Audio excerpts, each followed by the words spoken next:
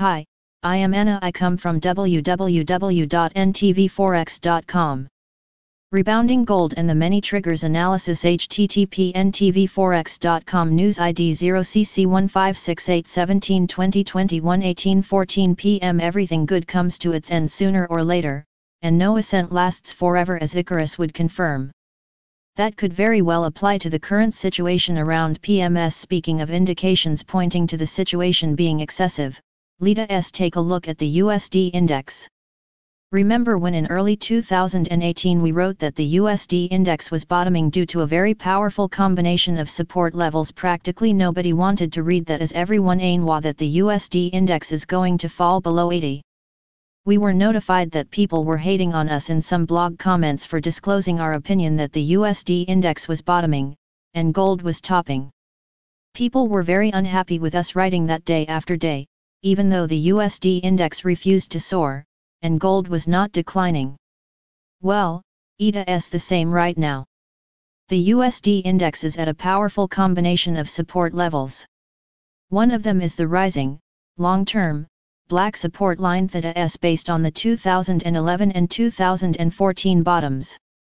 The other major, long-term factor is the proximity to the 92 level θS when gold topped in 2004, 2005, and where it approximately bottomed in 2015 and 2016.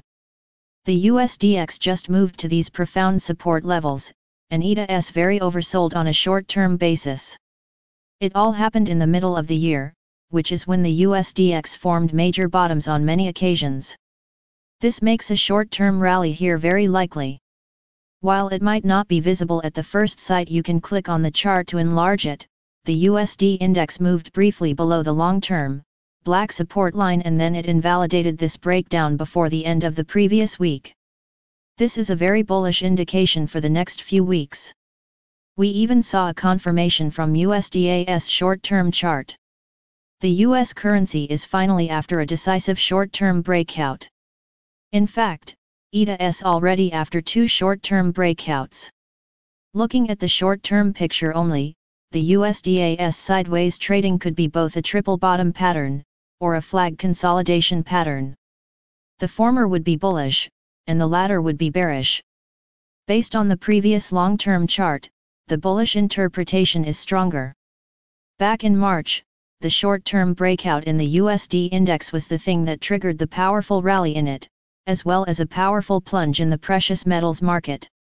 It's generally a good gold trading tip to monitor the USD index's performance. Consequently, based on this analogy, the implications for the near term are bearish for the PMS, especially when we consider the fact that gold miners' bullish percent index showed the highest possible overbought reading recently. The excessive bullishness was present at the 2016 top as well, and it did not cause the situation to be any less bearish in reality. All markets periodically get ahead of themselves regardless of how bullish the long-term outlook really is. Then, they correct. If the upswing was significant, the correction is also quite often significant.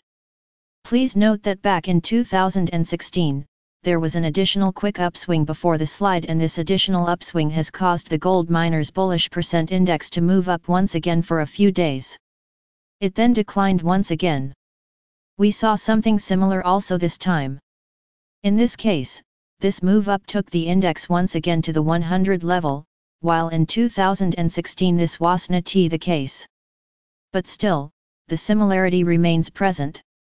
Back in 2016, when we saw this phenomenon, it was already after the top, and right before the big decline. Given the situation in the USD index, it seems that we're seeing the same thing also this time.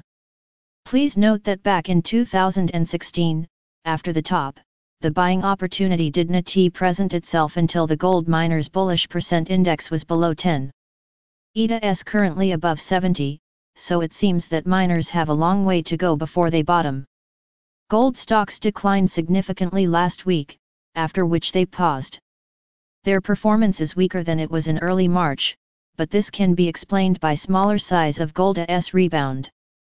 Back in March, gold moved back to its previous highs. In fact, it moved slightly above it before topping, and right now, it's consolidating lower. Still, we should keep in mind that there is also the possibility that gold won't repeat the March performance to the letter and history will rhyme instead.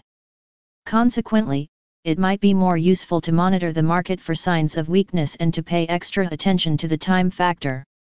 After all, time is more important than price. When the time is right, the price will reverse.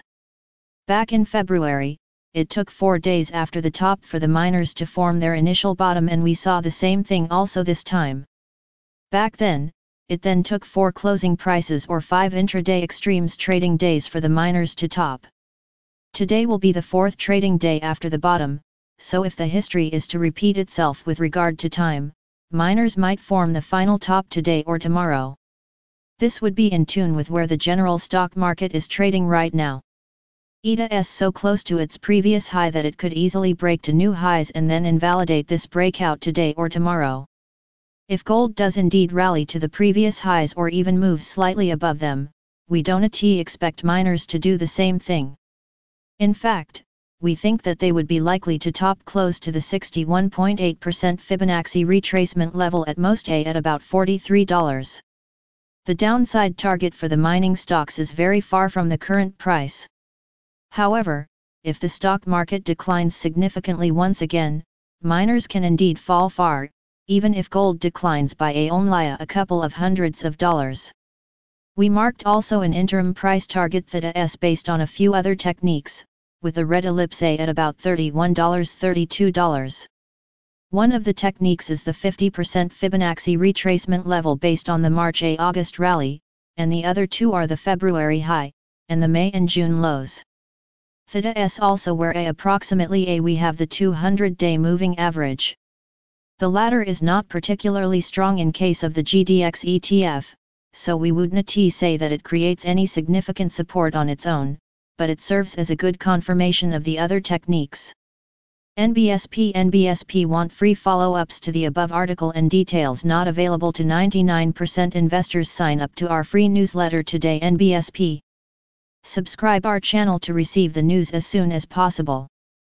Thank you for watching. If you want to read real-time news, text messages to MT5 Expert Advisors page at https://mt5.expert.advisors.